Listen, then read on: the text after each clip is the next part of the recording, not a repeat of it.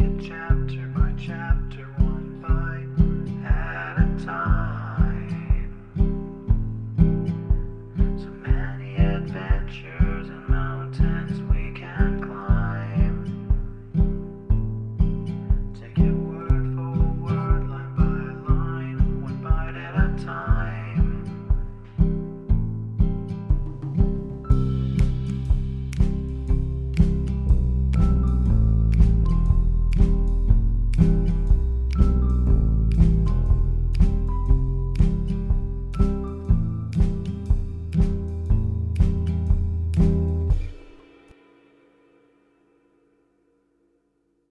Welcome to Bite at a Time Books, where we read you your favorite classics one bite at a time. My name is Bree Carlile, and I love to read, and wanted to share my passion with listeners like you. If you want to know what's coming next and vote on upcoming books, sign up for our newsletter at biteatatimebooks.com.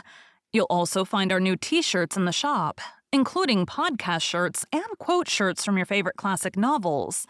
Be sure to follow my show on your favorite podcast platform so you get all the new episodes. You can find most of our links in the show notes. But also our website, biteatatimebooks.com, includes all of the links for our show, including to our Patreon to support the show, and YouTube, where we have special behind the narration of the episodes. We're part of the Bite at a Time Books Productions Network. If you'd also like to hear what inspired your favorite classic authors to write their novels, and what was going on in the world at the time, check out the Bite at a Time Books Behind the Story podcast, wherever you listen to podcasts. Please note, while we try to keep the text as close to the original as possible, some words have been changed to honor the marginalized communities who've identified the words as harmful, and to stay in alignment with Bite at a Time Books' brand values. Today we'll be continuing 20,000 Leagues Under the Sea by Jules Verne. Chapter 16, A Submarine Forest. We had at last arrived on the borders of this forest, doubtless one of the finest of Captain Nemo's immense domains. He looked upon it as his own, and considered he had the same right over it that the first men had in the first days of the world. And indeed, who would have disputed with him the possession of this submarine property? What other hardier pioneer would come, hatchet in hand, to cut down the dark copses? This forest was composed of large tree plants, and the moment we penetrated under its vast arcades, I was struck by the singular position of their branches, a position I had not yet observed.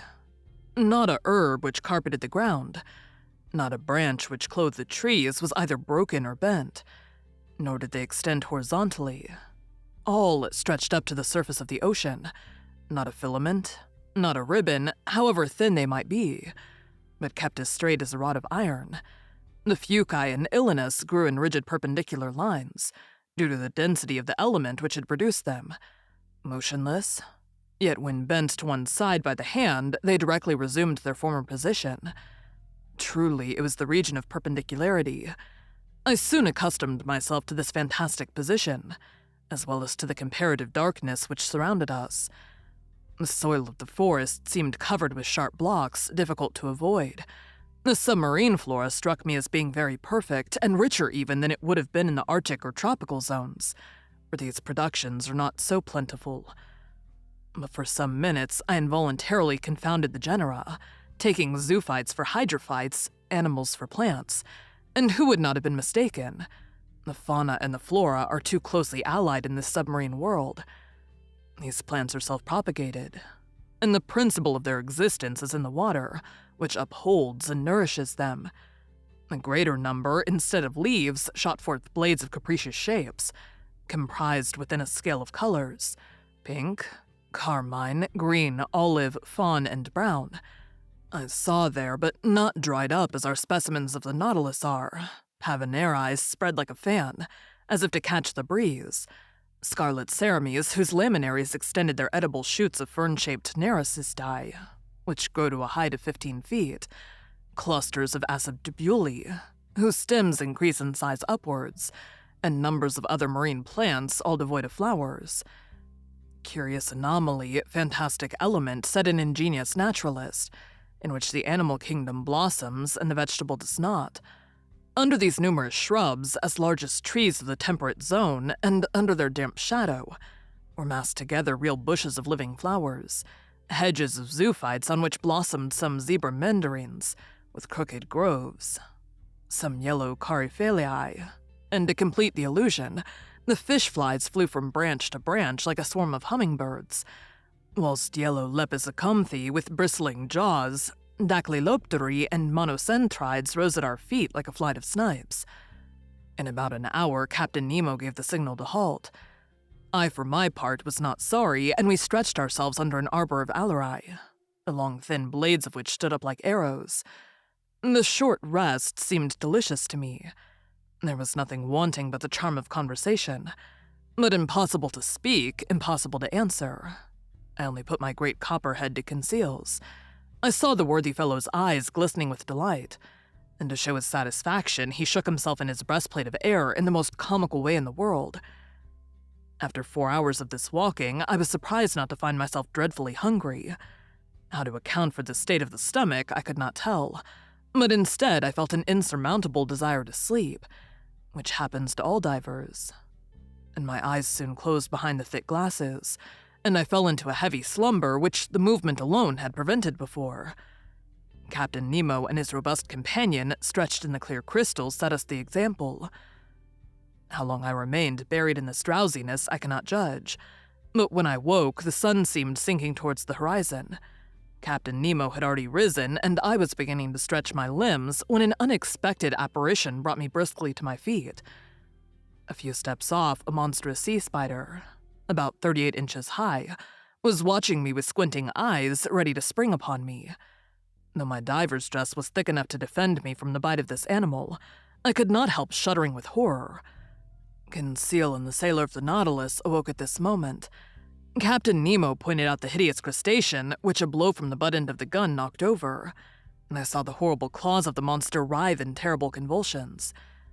This accident reminded me that other animals more to be feared might haunt these obscure depths, against whose attacks my diving dress would not protect me. I had never thought of it before, but I now resolved to be upon my guard. Indeed, I thought that this halt would mark the termination of our walk. But I was mistaken, for instead of returning to the Nautilus, Captain Nemo continued his bold excursion. The ground was still on the incline. Its declivity seemed to be getting greater, and to be leading us to greater depths. It must have been about 3 o'clock when we reached a narrow valley between high perpendicular walls situated about 75 fathoms deep. Thanks to the perfection of our apparatus, we were 45 fathoms below the limit which nature seems to have imposed on man as to his submarine excursions. I say 75 fathoms, though I had no instrument by which to judge the distance. But I knew that even in the clearest waters, the solar rays could not penetrate further, and accordingly the darkness deepened. At 10 paces, not an object was visible. I was groping my way when I suddenly saw a brilliant white light. Captain Nemo had just put his electric apparatus into use. His companion did the same, and Conseil and I followed their example. By turning a screw, I established a communication between the wire and the spiral glass, and the sea, lit by our 4 lanterns, was illuminated for a circle of 36 yards. Captain Nemo was still plunging into the dark depths of the forest, whose trees were getting scarcer at every step. I noticed that vegetable life disappeared sooner than animal life. The medusae had already abandoned the arid soil from which a great number of animals, zoophytes, articulata, mollusks, and fishes still obtained sustenance. As we walked, I thought of the light of our Ruhmkorff apparatus, could not fail to draw some inhabitant from its dark couch. But if they did approach us, they at least kept at a respectful distance from the hunters. Several times I saw Captain Nemo stop, put his gun to his shoulder, and after some moments drop it and walk on. At last, after about 4 hours, this marvelous excursion came to an end.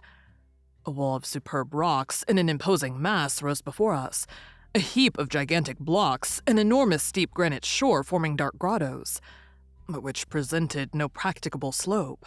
It was the prop of the island of Crespo. It was the earth. Captain Nemo stopped suddenly. A gesture of his brought us all to a halt, and however desirous I might be to scale the wall, I was obliged to stop.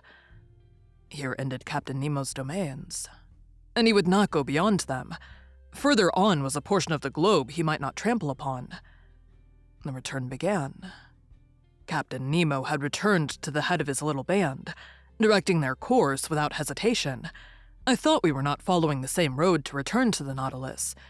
The new road was very steep and consequently very painful. We approached the surface of the sea rapidly. But this return to the upper strata was not so sudden as to cause relief from the pressure too rapidly, which might have produced serious disorder in our organization and brought on internal lesions so fatal to divers. Very soon, light reappeared and grew. And the sun being low on the horizon, the refraction edged the different objects with a spectral ring. At 10 yards and a half deep, we walked amidst a shoal of little fishes of all kinds, more numerous than the birds of the air and also more agile. No aquatic game worthy of a shot had as yet met our gaze, when at that moment I saw the captain shoulder his gun quickly and follow a moving object into the shrubs. He fired. I heard a slight hissing, and the creature fell stunned at some distance from us. It was a magnificent sea otter, an anhydrus, the only exclusively marine quadruped. This otter was 5 feet long, and must have been very valuable. Its skin, chestnut brown above and silvery underneath, would have made one of those beautiful furs so sought after in the Russian and Chinese markets. The fineness and the luster of its coat would certainly fetch 80 pounds. I admired this curious mammal with its rounded head ornamented with short ears, its round eyes and white whiskers like those of a cat, with webbed feet and nails and tufted tail. This precious animal, hunted and tracked by fishermen, has now become very rare, and taken refuge chiefly in the northern parts of the Pacific, or probably its race would soon become extinct. Captain Nemo's companion took the beast, threw it over his shoulder, and we continued our journey. For 1 hour, a plain of sand lay stretched before us. Sometimes it rose to within 2 yards and some inches of the surface of the water. I then saw our image clearly reflected. Drawn inversely, and above us appeared an identical group reflecting our movements and our actions. In a word, like us in every point, except that they walked with their heads downward and their feet in the air. Another effect I noticed, which was the passage of thick clouds which formed and vanished rapidly. But on reflection, I understood that these seeming clouds were due to the varying thickness of the reeds at the bottom, and I could even see the fleecy foam which their broken tops multiplied on the water, and the shadows of large birds passing above our heads, whose rapid flight I could discern on the surface of the sea. On this occasion, I was witness to one of the finest gunshots which ever made the nerves of a hunter thrill. A large bird of great breadth of wing, clearly visible, approached, hovering over us. Captain Nemo's companion shouldered his gun and fired when it was only a few yards above the waves. The creature fell stunned, and the force of its fall brought it within the reach of dexterous hunter's grasp. It was an albatross of the finest kind. Our march had not been interrupted by this incident. For 2 hours we followed these sandy plains, then fields of algae very disagreeable to cross. Candidly, I could do no more when I saw a glimmer of light, which for a half-mile broke the darkness of the waters. It was the lantern of the Nautilus. Before 20 minutes were over, we should be on board, and I should be able to breathe with ease, for it seemed that my reservoir supplied air very deficient in oxygen. But I did not reckon on an accidental meeting which delayed our arrival for some time. I had remained some steps behind when I presently saw Captain Nemo coming hurriedly towards me. With his strong hand, he bent me to the ground, his companion doing the same to conceal. At first, I knew not what to think of this sudden attack, but I was soon reassured by seeing the captain lie down beside me and remain immovable. I was stretched on the ground just under the shelter of a bush of algae when, raising my head, I saw some enormous mass, casting phosphorescent gleams, pass blusteringly by. My blood froze in my veins as I recognized 2 formidable sharks which threatened us.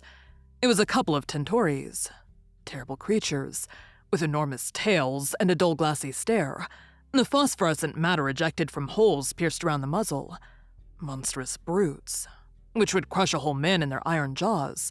I did not know whether Conseil stopped to classify them.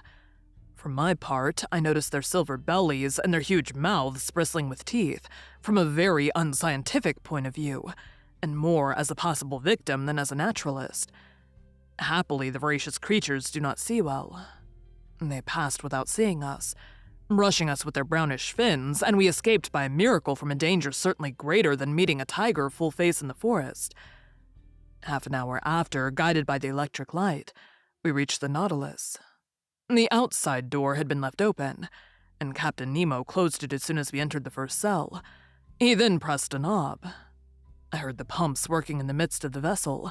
I felt the water sinking from around me, and in a few moments the cell was entirely empty.